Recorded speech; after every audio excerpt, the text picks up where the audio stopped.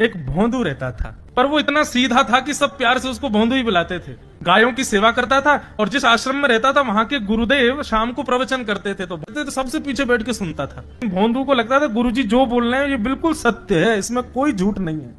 एक दिन गुरुजी प्रवचन करते हुए बोले, यमुना के पल्ली पार भांडीर वन में ठाकुर जी गैया चराने आए। भांडीर वन का नाम सुनते भोंदू कान खड़े हो गए। बोले भांडीर वन तो मैं जाता हूं गैया लेके, मुझे तो कभी मिले नहीं वहां पे। अरे मुंह में ही कमी होगी, मुंह में ही सामर्थ्य नहीं होगी उनको देखवे कि मैं ही नहीं देख पाए होंगे, वो तो आते होंगे वहां पे, मुझे ना दिखे होंगे। भोंदू ने पहली बार जिज्ञासा करी, गुरुदेव ठाकुर जी दिखते कैसे हैं?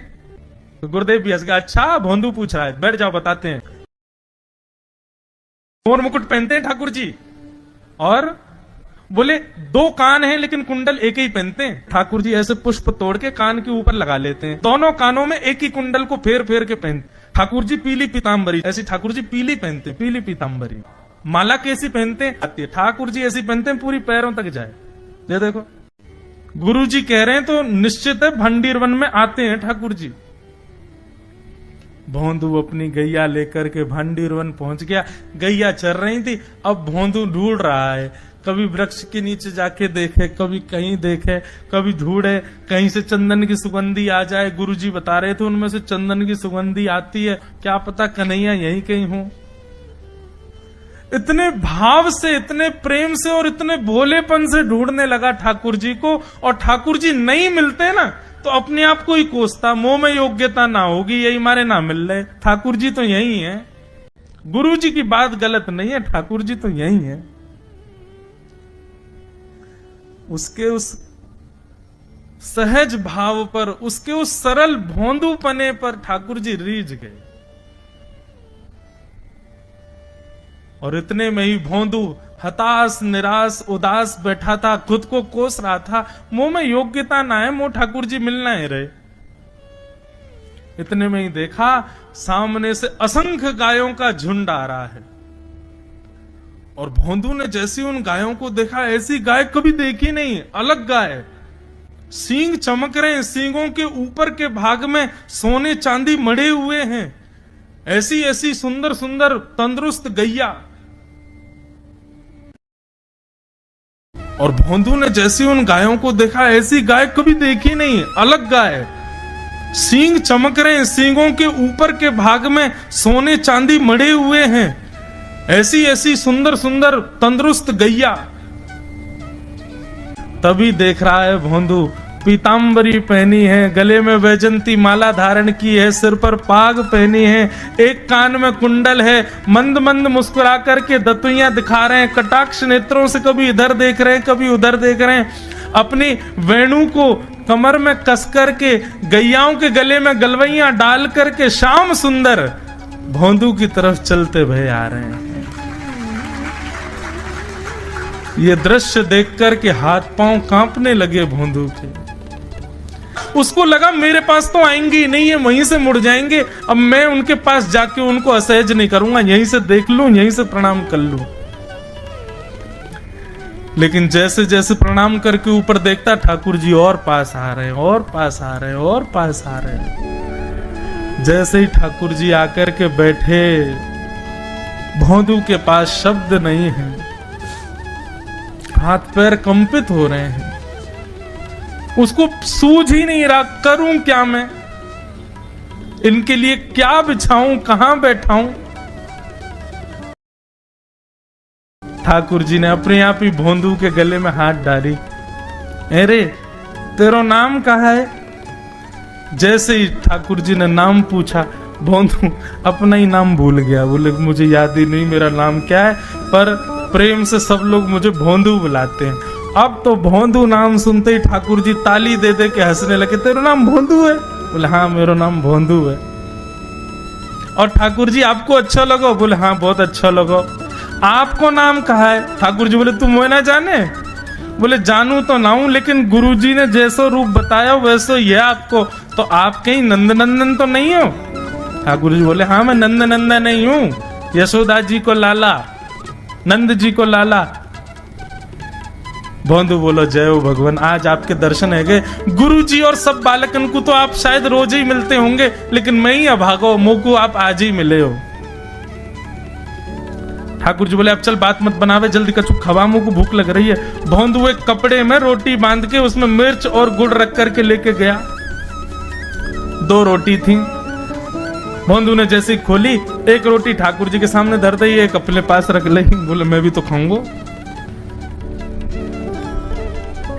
ठाकुर जी ने बढ़िया रोटी ऐसे घुमाई और प्रेम से गुड़ खामे और रोटी पान लगे प्रेम ते। और ठाकुर जी तो चप चप करके नेक देर में पा गए। भोंदू तो भूल ही गयो, मुंह खानो भी वो ठाकुर जी को ही देख रहा है। ठाकुर जी बोले और जोर की भूख लगी, ला अपनी रोटी दे दे।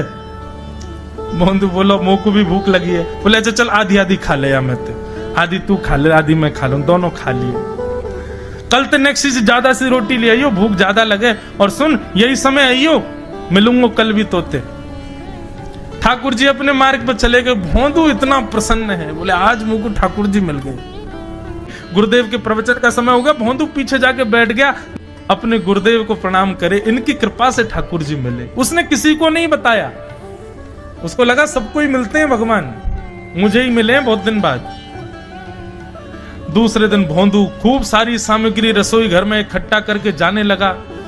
किसी ने जाके गुरुदेव से कह दिया कि भोंदू बहुत सारी सामग्री ले जा रहा है। गुरुदेव ने जाके कही भोंदू इतनी सामग्री ले जा रहा हो भैया, वो भंडारो करेगो का? गुरुदेव ने जाके कही भोंदू इतनी सामग्री ले जा रहा हो भैया, वो भंडारो करेगो का? नहीं गुरुजी भंडारो तो नहीं करूंगा, वो नंद नंदन नाम है, वो यशोदा नंदन मदन मोहन, वो अपनी गैया चरा के आए, कल भी आए, मेरी रोटी खा गए, मैं भूखो ही रहेगा कल। या हमारे ज्यादा सी ले जा रहा हूं, बेचारे बहुत भूखे आए कल कि उनको पेट भर जाएगा, मैं भी पा लूंगा। या हमारे गुरुजी आज ज्यादा सामग्री ले जा रहा हूं। गुरुदेव ने मन में सोचा ये बात कोई और कहे तो अविश्वास किया जा सकता है, लेकिन भोंदू झूठ नहीं बोलता। भोंदू कभी झूठ नहीं बोलता, भोंदू की बात पर विश्वास करना ही पड़ेगा। गुरुदेव बोले सुन सुन ठाकुर जी आए थे? बोले हाँ। अच्छा उनका रूप कैसा था? जैसा रूप आपने बताया था ना गुरुजी, बिल्कुल वैसा, ऐसे कटाक्ष नेत्र, मोती जैसे दांत, ठाकुर जी की मुस्कान ऐसी, पाग ऐसी, कान ऐसे। गुरुदेव के तो नेत्र बंद हो गए, वे सब अनुभव करने लगे। लेकिन गुरुदेव बोले रूप कैसा भी बता दे, चरण यदि इसने बता दिए तो मैं मान जाऊंगा कि ठाकुर जी थे। अच्छा तूने चरण देखे? बोले हाँ गुरुजी मैंने चरण देखे। चरण कैसे थे?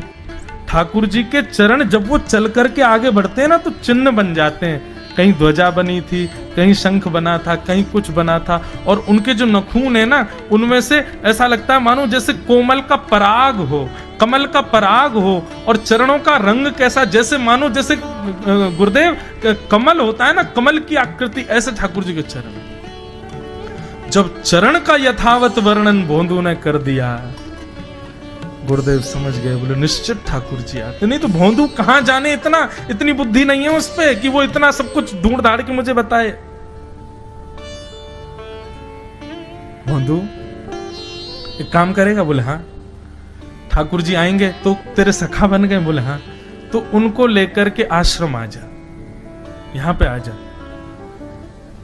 भोंदू बोला कि इतने योग्य बालक हैं, लेकिन ठाकुर जी ने किसी से नहीं कही, मुझसे कही है। अगर मैंने ये काम नहीं किया तो मेरा जीवन व्यर्थ है।